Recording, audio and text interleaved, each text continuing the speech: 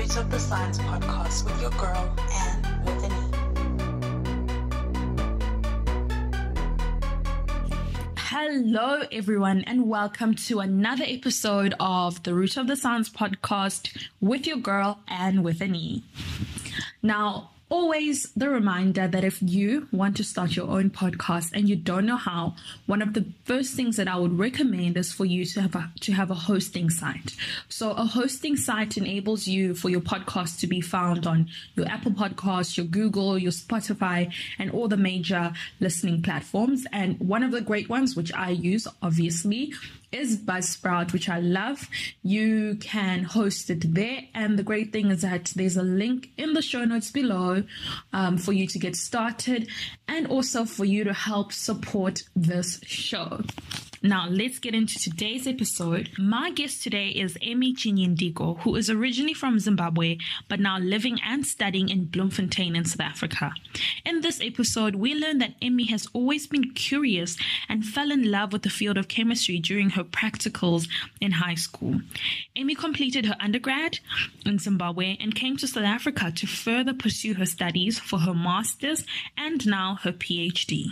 Her research focuses on synergy between experimental and computational chemistry in understanding structure and redox activity of transition metal complexes. Now, I think for some of us, our mind is a little bit blown. But as an award-winning science comm speaker, she eloquently tells us more about this work and the importance.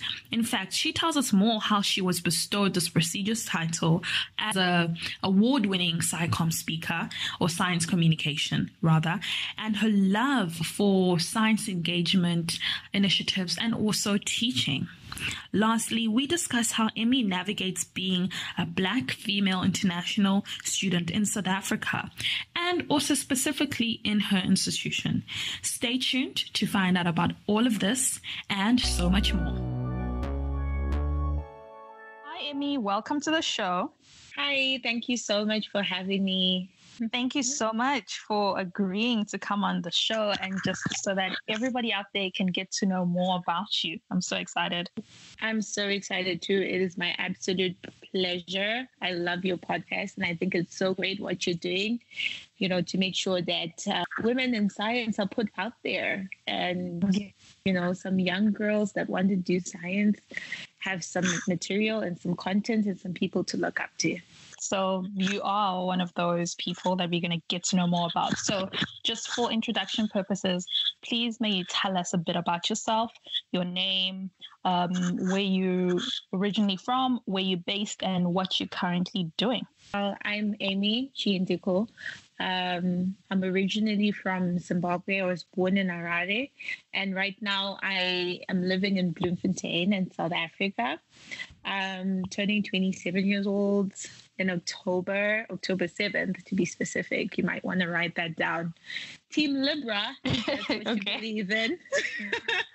Yeah, I mean, if someone wants to send a gift or whatever, it's October 7th, okay? Yeah, so I'm doing my PhD in chemistry right now. I just finished my master's. I actually did my undergrad back in Zimbabwe, and then I only came over to South Africa for my master's, and I'm now doing my PhD. Yeah. So before we get into everything that you're doing, just away from the sciences, I know that you have got tattoos and you've got a couple. In fact, you're planning on getting your 5th tattoo soon. Do you mind quickly telling us about some of the ones that you have? You have 4 little miniature ones. And, I just love how miniature they are because I'm a bit of a minimalist. And, I'm also very scared of my mom. But, I also just like that they're tiny. This one that I got it's just the word free, FREE. I got that a couple of years ago, I think. And one of those where I just felt like, as a Black woman, I had gotten to a point where I was, chattering my own life, and I was just, trying to build this life that I have and all on my own. And I just felt, free to do whatever it is that I want to do. I think, going back a little, I was just always like the golden child. You know, when you've got a golden child status, like you're born and your life is already planned for you. Like literally, my dad had a blueprint on everything that I was supposed to be and everything that I was supposed to do, you know, which I did follow the blueprint up until some point. You know, I was doing well in school and I was behaving the way that I'm supposed to behave, the way that you ought to behave as a young Black girl in society, at church, in school, like all of those circles, you know. And then at some point at around 17, you know, I kind of slipped in quotes. But at 17, I actually became a teen mom, you know, and that was like a big blow. Yeah, it was a big blow to everybody because I'm also the last born. So, you know, like I'm like the baby and like, the baby is having a baby. And it was pandemonium. You know, and it was a really hard time for me, for my family. And, you know, at that point, you know, when people have already planned your life, what is supposed to be, it's like, you know, everything is just tumbling down. And, you know, I got through it, you know, now turning 27 and, you know, built a very beautiful life. I have a beautiful, smart, intelligent mini version of me. But I think just at that point, the thing about being a teen mom, actually, for where I'm from and the religion that I was brought up in, the Christian religion, at that point, you're pretty much written off. For me, in retrospect, it was kind of a blessing because I don't know where I'd be today if I had followed the plan that other people had for me. You know, so basically there, when that dream and that societal vision was destroyed and I was starting again from scratch, I basically could build whatever that I wanted to build, you know. So that tattoo for me symbolizes that, you know, like true freedom for me is living your truth. And we also need to know that your truth changes all the time. You know, the truth that you knew 5 years ago is not the truth that you know today. And for you to really live a true and brave life, you have to be able to change your mind when presented with new information. I'm glad that you've reached that stage of being free, and you touch on something so important. Like you said, being a Black female, especially when you are the smart one, everybody has got that predisposed idea. And it's really hard to keep up that that perfect status, you know. And maybe, like you said, maybe it was sort of like a blessing in disguise because then you got those chains off and you actually got to like breathe to be like, oh, I can actually do this without other people expecting so much from me, because that pressure can get a lot. And I think many people they don't know it yet. Even I think slowly for myself also a little bit, I also fall under that trap that you always think that you have to be this model citizen. And it's hard. It's really hard keeping that up. So that's beautiful. I love that message. Regards to you getting into the sciences, did you always actually want to be in science? And despite the hurdles, how did you end up coming, for example, to South Africa? Can you just give us an idea on how that happened? Science just found me. Hey, I'm just one of those people who's always just been inquisitive, you know, like I always just need to figure out how stuff works. You really have a few options, I think. As I will speak as a Zimbabwean child, I don't want to generalize, but you have a few options. You either become a doctor or you become maybe an engineer, an accountant. That's acceptable. You definitely do not become a rapper. You know, there are things that you need to do. So at some point it was, I want to be a doctor, which was kind of insane because I don't really like seeing people hurt because I'm such an empath. Like I see someone hurt, I start feeling the pain. I was not going to flourish as a doctor.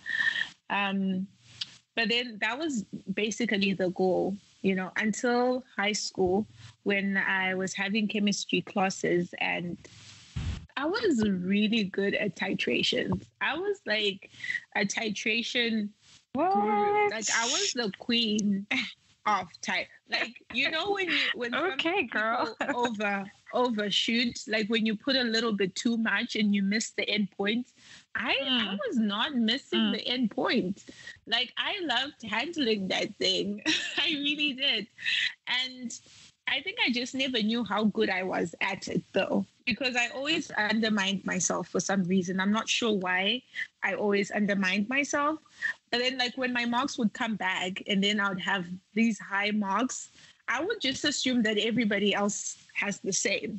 Like I'd get back like 95 or 98%. And I'm just like, oh, okay. I guess everybody else in class has the same. Like I would never even swap papers with the person beside me because I was just too scared. I was just like, man, like what if their mark is like better than me? You know, that perfectionism thing as well, which just always made me feel like I was falling short in chemistry. And I loved my teachers and the stories that he would tell me. He went abroad, I think, and did his PhD. Like he always had these crazy lab stories about when they almost blew stuff up. I just fell in love with chemistry, I think, around Form 3, Form 4 there. Yeah. And it's just been my love ever since. Love at first sight. The chemistry is just amazing. The chemistry between me and chemistry is like, pretty much amazing. Pun intended there. Pun intended. Yeah. So yeah, I went on to do that for my undergrad, and then, well, unfortunately, where I come from in Zimbabwe, a lot of graduates, a lot of economic troubles. If you've seen the news lately, hashtag Zimbabwean Lives Matter, you know the kind of craziness that's going on down there, and instability and lack of jobs, lack of opportunities. So I definitely wanted to continue my studies back home, but look elsewhere. And then I came here to South Africa, and then I started doing my master's, and I was doing really, really well, despite the days where I would go to the bathroom and cry. I was doing really well. And, you have tough days in research. Like sometimes things are just not working in the lab, really, really well. And I ended up getting a PhD scholarship, which I'm on right now. And it's great. And I actually published for my master's, by the way. I did not do the thesis. I did my master's via publications. So she's published, Hanny. Well done.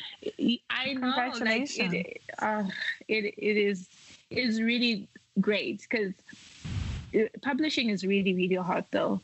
But it's literal currency in academia. Like being a published researcher I'm so lucky to have the supervisor that I have who pushes me to do these things. Doing my PhD now, enjoying it. Yeah, speaking of your PhD, you are a student at the University of Free State, which is in Bloemfontein, and your research focuses on the synergy between experimental and computational chemistry in understanding the structure and the redox reactivity of transition metal complexes. Okay, so I want you to please tell us about this research for some of us who are like, who touched chemistry like in first year and left it there, or who've never even touched chemistry. Please tell us more about this research and why it's so important.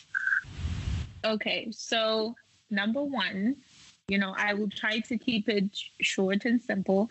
Number one, I am working on metal complexes. Metal complexes are, you have a metal and then you are fusing that metal with an organic compound and then the redox part. Redox is reduction and oxidation. So I'm looking at the reduction and the oxidation of those complexes.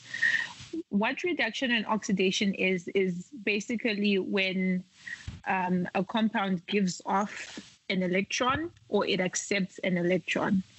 So this giving and accepting of electrons is the basis of all chemical reactions. Every time any reaction happens, rusting, or you're making an egg, or at the core of it, there's an exchange of electrons where something moves from one state to another state. Things combine, things break off, etc.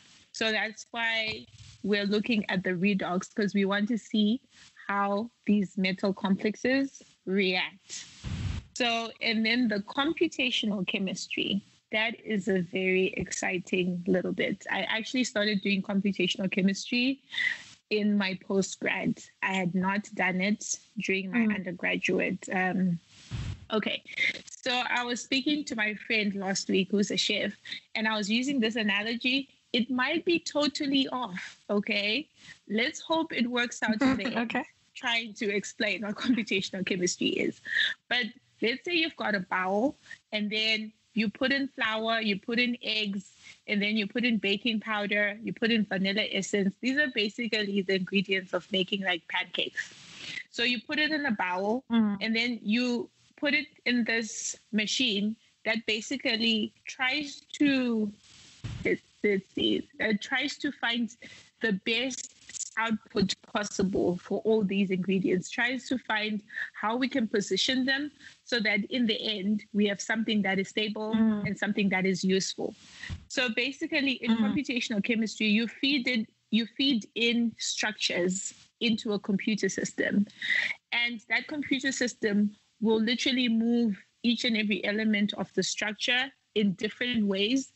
So it's a very fast, and there's a lot of data involved, because if it's a very big compound and it's got many different elements, there's a lot of movement. You're basically moving one element 1 degree left, the other one 1 degree right.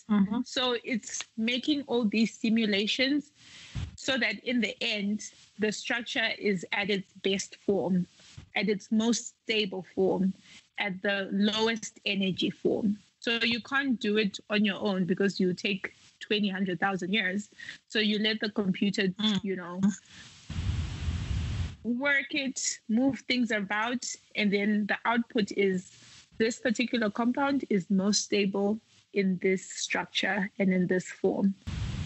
I don't know if that worked, man. Science communication is yeah. No, it does. It does. It actually does.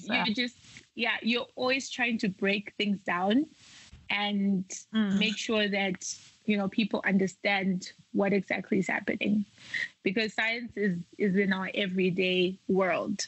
It's not very removed from everyday society, and it is really our duty to make sure people understand what it is that we're doing. I think you explained it in a very simple but effective manner without taking away all the important stuff. And I'm sure that's because you are an award-winning science communicator. Yes. What a prestigious title. Yes, girl. How did that happen? I mean, we could tell that, but like, how did that happen? Well, it was a cold, windy Tuesday afternoon. I'm joking. But okay.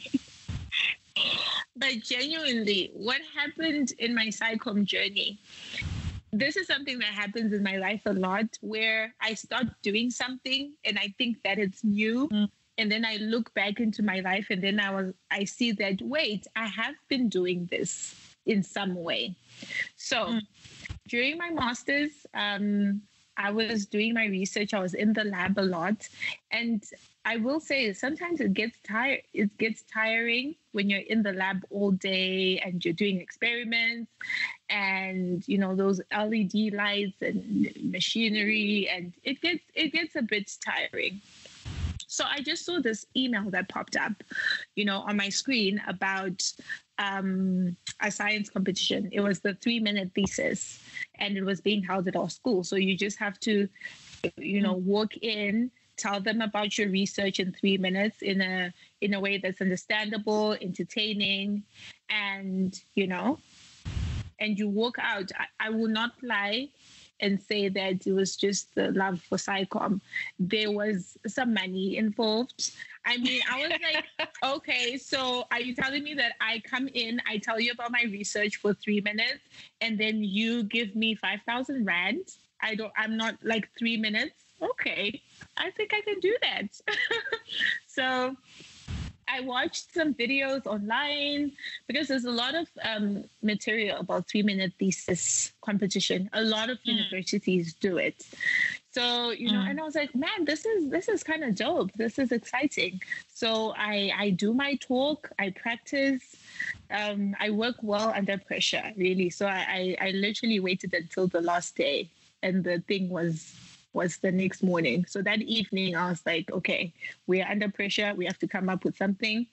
And I did, and I went on stage and I delivered my 3-minute thesis talk, and it was exhilarating. When you're doing something and then a part of you is standing on the side looking at you slaying.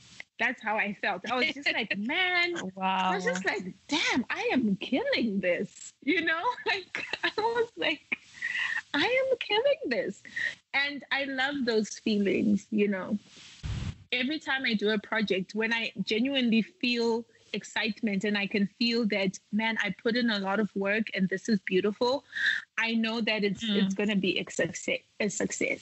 So, I went on stage, I did my talk, and it was amazing, and I was like, damn, I like this. And then the next thing I did was a competition called Fame Lab. It was also a science communication competition, but this was a much bigger platform because I had won the institutional at institutional level. And this was a bigger platform because there's a lot of universities. So I won the provincial, and then I went to the nationals. So this is all the universities in South Africa.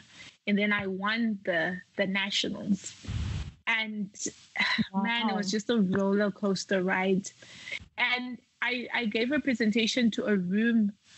I couldn't even see the end of the room. Like, it was a huge room. And it's just exciting. Being on stage I cannot explain it. I cannot explain the excitement and how alive I feel. Anyway, so after I won the nationals, I then went to the UK, all expense paid trip. And I was like, is this me? Is this my life? It's you, girl. Yeah. I'm like, man, I need to call that auntie from church who was like, oh, this girl is done. I need to be like, hey, sis, you need something from Primark. Or like, I'm joking. I'm not that petty. But it was exciting. I went to the UK. I met so many people from so many different countries.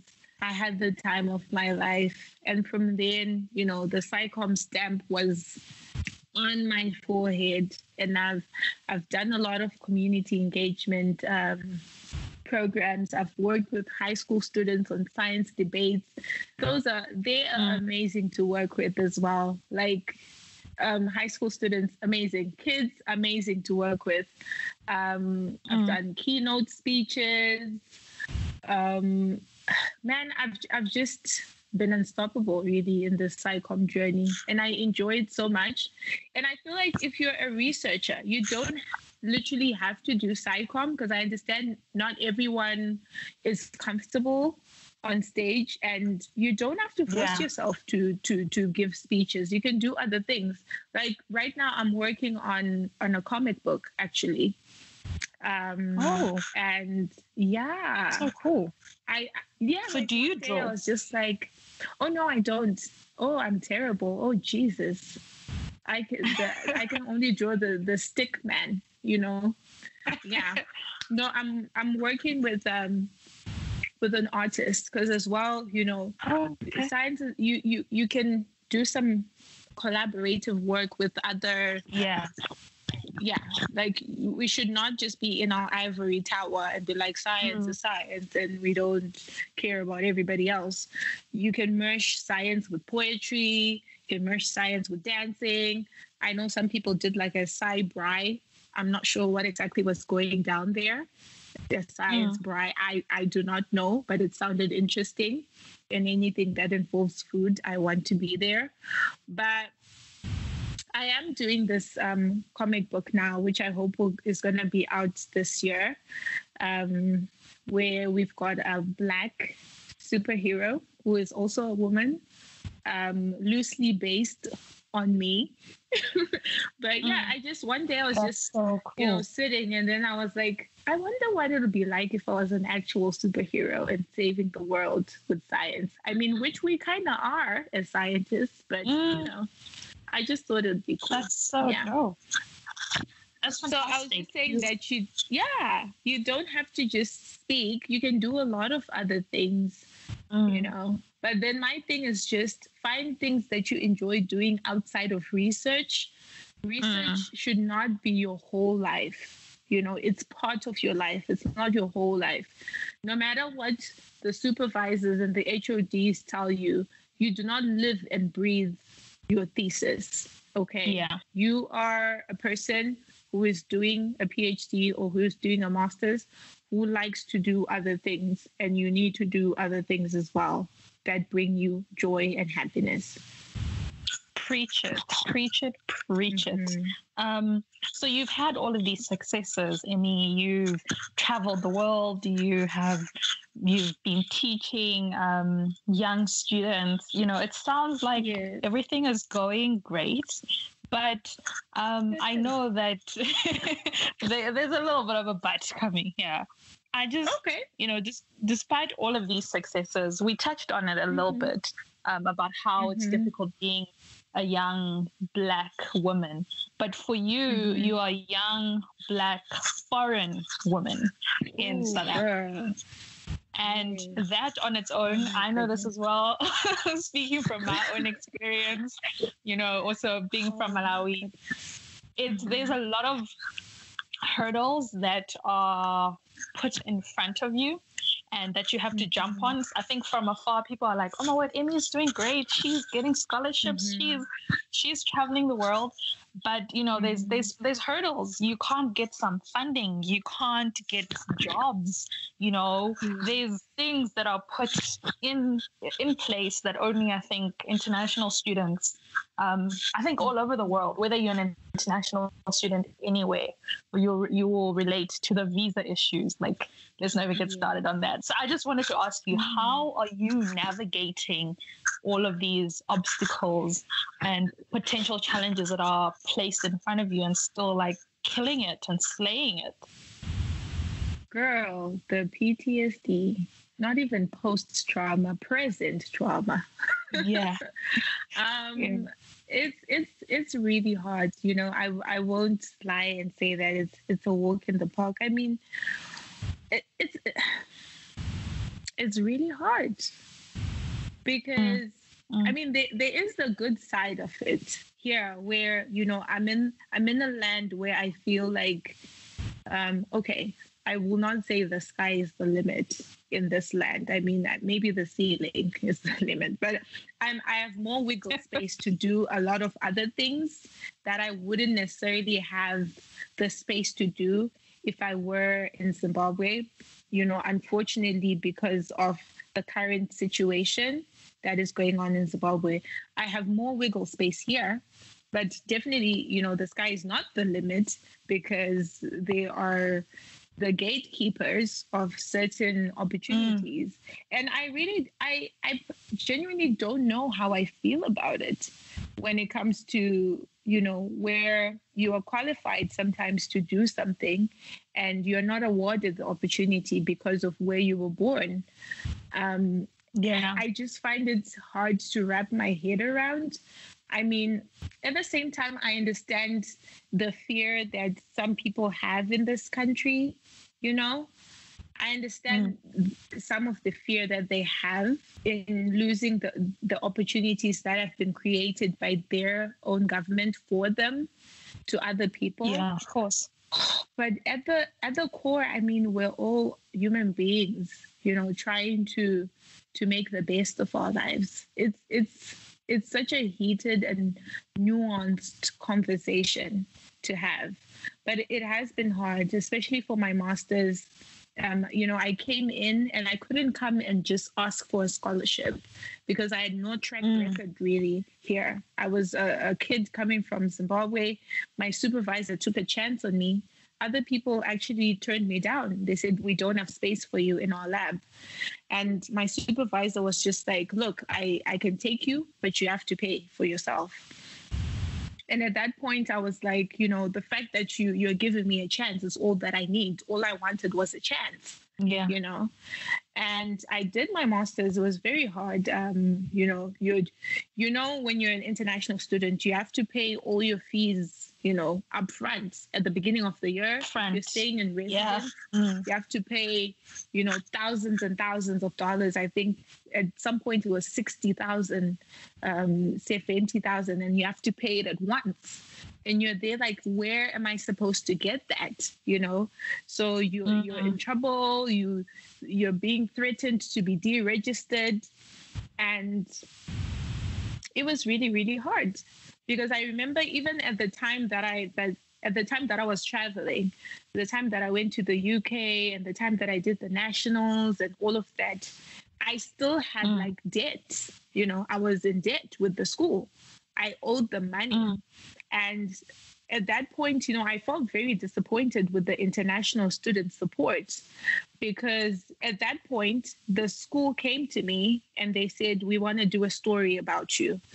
And, we want to put it in the paper and do an ad, and they pay to put stories in the paper. And I was there like, you guys are okay with paying money to say that you're associated with me and pushing, your brand. But I have real-time problems, like I'm going to get deregistered very soon. You understand that I'm getting these emails that we're going to deregister you if you don't give us the money. But you guys are willing to spend on PR and not willing to spend on my actual, issues here, because you can't just clap hands for me. I know that I'm not, you don't owe me that, but if this is supposed to be a relationship, a give and take relationship, you can't just clap hands for me. You can't spend money on PR when I have all this debt. And it was a heated conversation, and I was really heartbroken, by the systems that are put in place to support international students. I don't think they really get to the core of the problems that we have. We should not be paying our fees, all of it at the beginning of the year. It's unfair, it's not fair. And I applied for the funding opportunities, but they only give a very small 3%, to international students. So the chances of you getting it are very slim. But in the end, I will say kudos to my department, to the chemistry department. They supported me in the end. They cleared my bills in the end. But this was after throwing a tantrum, this was after I had to insist. This was after, which is why as well, it's important to speak up for yourself. And it's important to know your worth and what you're bringing to the table. Because I put it down, I said, look at my work. My work speaks for itself. You came to me you wanted to do PR because you knew that my story would bring traffic to your website. My story would, has put the school on the map, even if it's brief, because stories come and go, but the value of my work. And that's why you're giving me all this attention. But you also need to help me with the core issues that I'm dealing with. So in the end, I fought for myself.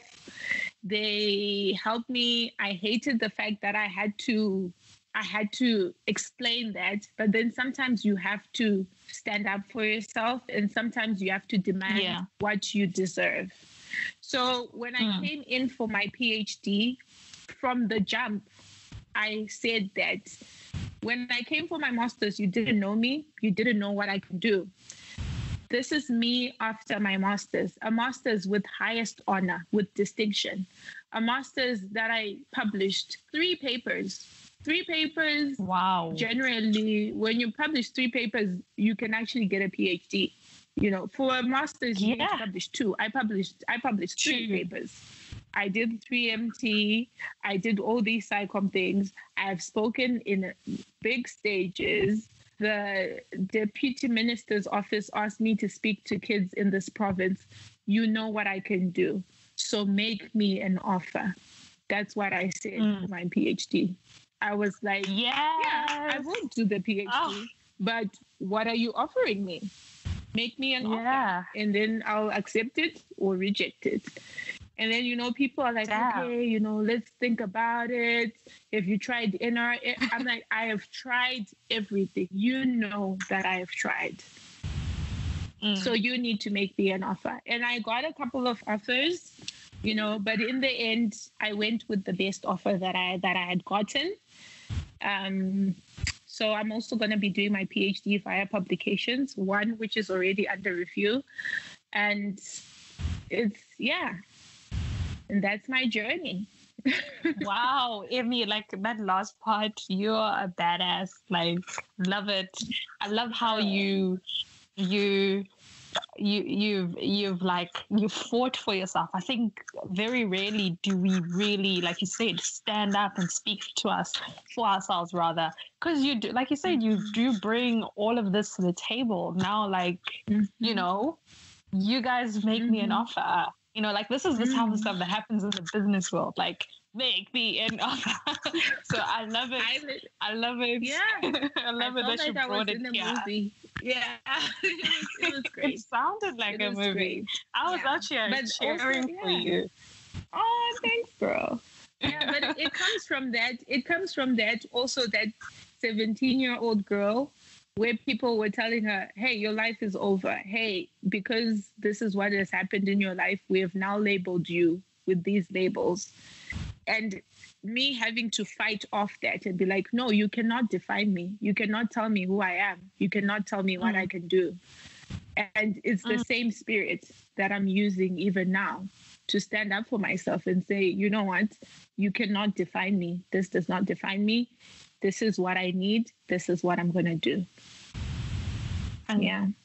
Fantastic. I love it. While we are on this sister power, girl power movement, just to close off the show, what advice would you give to somebody? I know you've touched on it a little bit, but just that, you know, that last golden nugget to a young African, in particular, a woman who wants to get into STEM, but also just in your field and has gone through, has maybe got a lot of stumbling blocks where they thought, okay, you know what, my life here is done. So what advice would you give them? The number one thing is to trust yourself. In a world where sometimes as women, people are doubting you and people don't believe in women and don't believe you, trust yourself. You have all the answers that you need within you. It sounds like mumbo jumbo things, but trust me on this. It works in everything. It works in science. It works in the lab, where you don't have to ask your coworker, hey, what color do you think this is? You know, trust yourself. You know what's best for you. No, that's true. That's true. We sometimes do have to look within ourselves and trust ourselves as much as other people can tell you what to do. Sometimes, you yourself know. And Emmie, thank you so much for chatting with me today. It was amazing talking with you and just hearing more about your story and your whole entire journey. I had a really good time. Thank you, Anne. Thank you so much for having me. This was a really good chat. It's my pleasure. And to everybody else listening, thank you once again. Episode of the Root of the Science podcast with your girl and with an E. Until next time, goodbye.